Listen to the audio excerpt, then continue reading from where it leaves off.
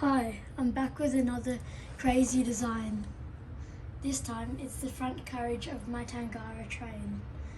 I've only built the front carriage right now because I haven't gotten around to buying and building the other 3 cars. I have spent 4 years designing this construction all the way back from 2022. And now I show you my 2022 design. This is a rough recreation of what I think it used to look like. This was way before I had Bricklink Studio, so this is a quite fun challenge to try recreate using my physical memory. This was when the time I realised that these train bases existed in Lego. Back then, the old version, before 60337 existed, and then I used this when 60337 came out, since I do have 2 copies of that train. The pantograph was a modified version of a 60197 pantograph. The curved windows used the same design as Max Production 16's Tangara, and it is very inaccurate to the real Tangara. I originally designed this off of the City Rail City Decker Tangara, of course with the black doors and black front, because that is my favourite version of that design. This, of course, was one of my least favourite designs of them, because this was the time when I made those monstrosities of fake trams I've seen on some of my oldest YouTube shorts. You can see here that I used slope bricks at the front to replicate that slope, and normal train window panels for the doors, windows and driver's door. Back to the original design, this has improved crazily between those years, including the yellow doors, Millennium style, the much better pantograph and pantograph cutout, the vestibule, the gangways, the cab and that area. I'm going to start with the vestibules and gangways.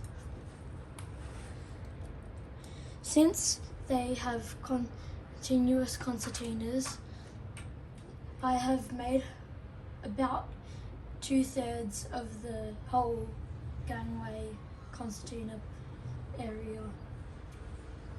When I build the other cars, I will make the pantograph area a bit differently, and because it's very low quality right now, and also the concertina differently.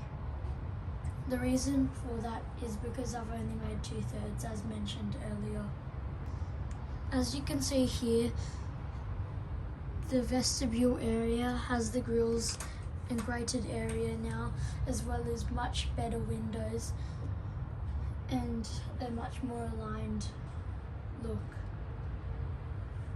The doors are using almost the exact same prototype of doors that I mocked up on the original design before I built this one, so that I could test the doors out.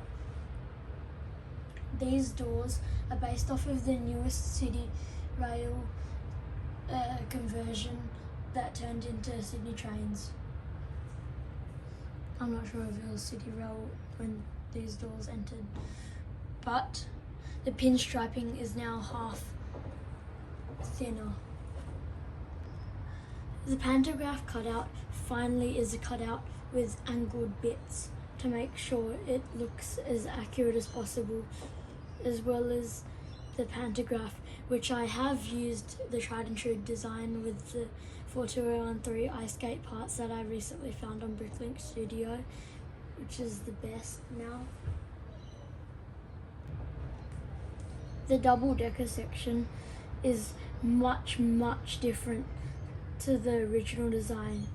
This design has brick built windows using all sorts of different parts, especially the 1x4 brick without pinholes and transparent brown colour, as well as the top deck windows that are curved. The top deck windows are one stud shorter than the bottom deck windows, as that is more accurate to real life, as well as how curved I got it. I'll come back to that later when I talk about the roof.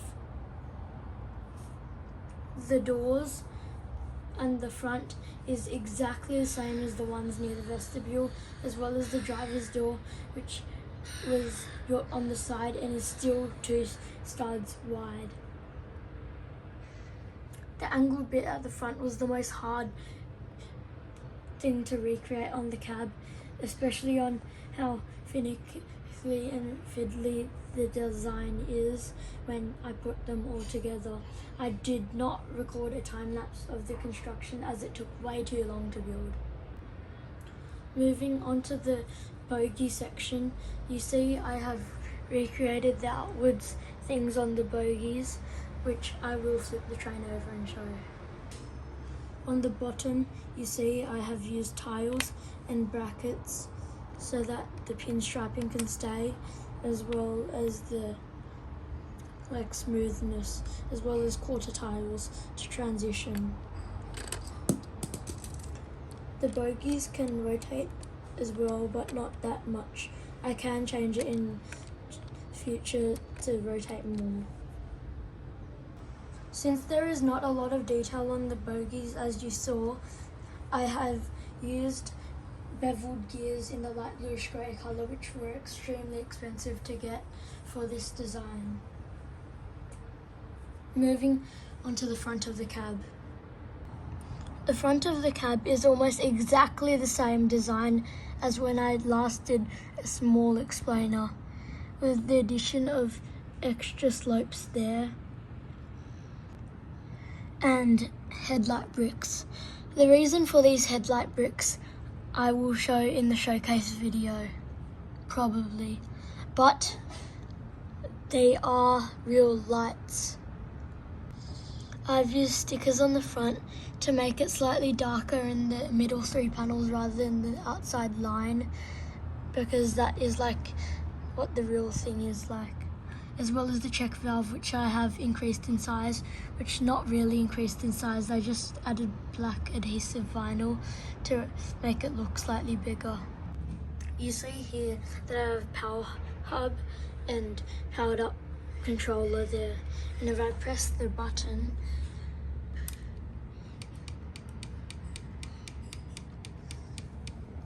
the lights turn on.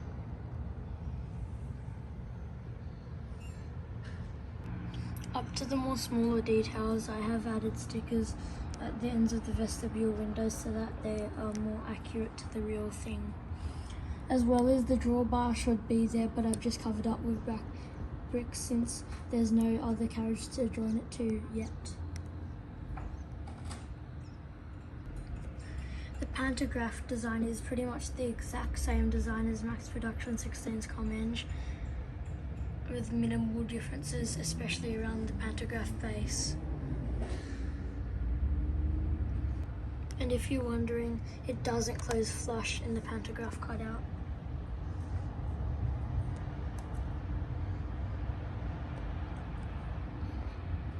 The double-decker section's grooves are also made out of grill tiles as well. Up to the roof area, I will take the roof off and show. On the roof design, I have used angled bars with studs on the end to make it exactly 45 degrees. It's also a bit of a mess around the pantograph cutout, but that's the best I could do. This 45-degree angle cut makes it perfectly fit on top of the actual train. I have used panels on an angle to make sure they don't collide with the bricks on there, as well as the short 1x sections, which I've just used 2 cheese slopes so that they don't collide, as well as the curved window section, which I have used the same panel parts in trans brown so that it would be nice and clean on the finished design. I've used grill tiles to represent all the vents and AC units and stuff like that. Tell me in the comments if you know, to represent all of that stuff. And also black adhesive vinyl for stickers to make it look a bit bigger, as well as light grey adhesive vinyl to cover up some of the stuff. Around the pantograph area I've used light grey adhesive vinyl as well to make sure it looks like the real pantograph base. This is what the pantograph should extend to, but for the showcase I might extend it a bit higher so that it's more noticeable, a bit like that probably, maybe like this.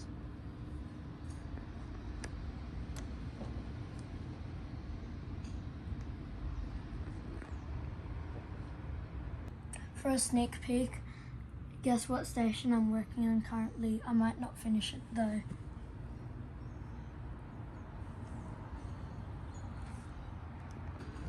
Since I bought this train recently and it was extremely expensive, I won't be making a physical train video for a long time, unless I get the new train set that's coming out this year on the city train.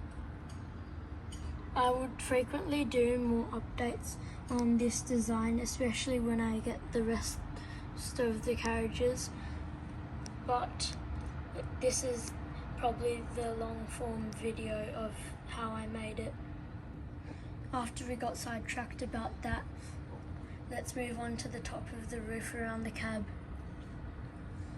I've used angled wedge tiles to make the transition way smoother, as well as slope bricks and shear slopes to make the transition between the cab and the roof a bit better, as well as the front area here, which it isn't available in light grey, but I've used the dark azure colour and stick it over it in adhesive light grey vinyl, which looks very good. If they do make it in the colour, I will replace it. I will probably not be able to add bearing axles to this train, even though it is quite stiff, because this train is running on my 5-stud gauge track, the same gauge as my XO5 bogies that are designed to the 1435mm standard gauge, which if you do check, my Tangara rolls in it, by the way. My XO5 bogies do work on that, as well as my Vario tram I'm working on, as well as my Orbis 3 I'm working on. That's the only thing you'll hear about of those trams. I have designed an updated 4D, so I will add that into the video. Based off of this fun mock-up livery from PTV Tangara train that MPTG made, this is my design of it.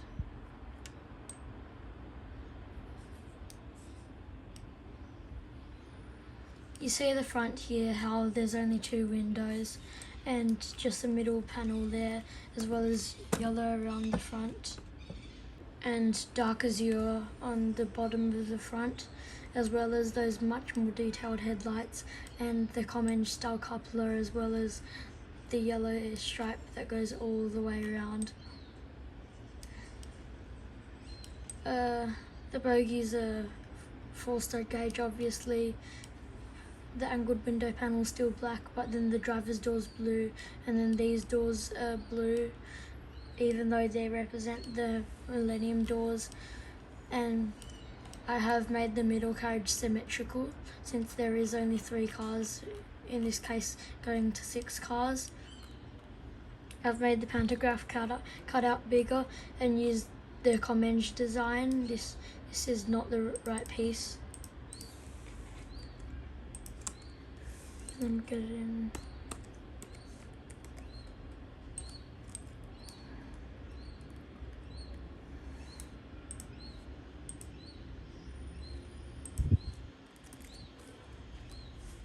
Yes, that's better.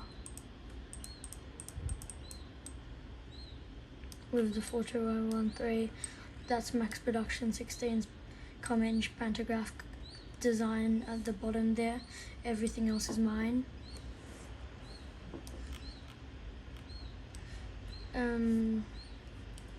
The gangways are the same, the drawbars the same. Obviously the colours are different.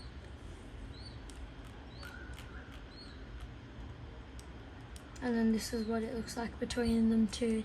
This may have been what it would look like if the 4D did survive into the modern day Melbourne.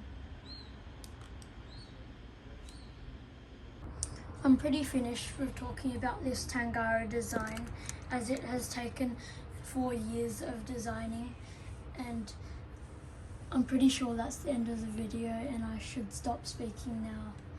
So let me flip this Tangara around.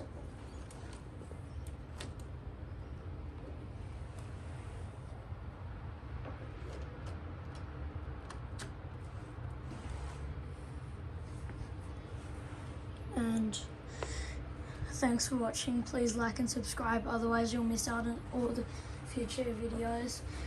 And bye for now, and also thanks for watching. Wait,